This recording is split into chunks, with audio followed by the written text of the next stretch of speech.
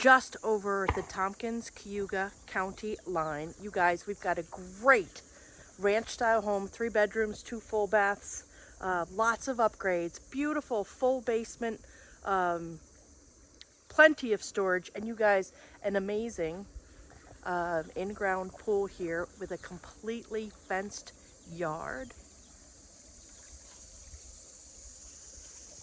And solar, right? So it's all on solar. I don't know if you can see the solar panels back there. But beautiful job they've done here. Easy commute to Ithaca, Auburn, Cortland.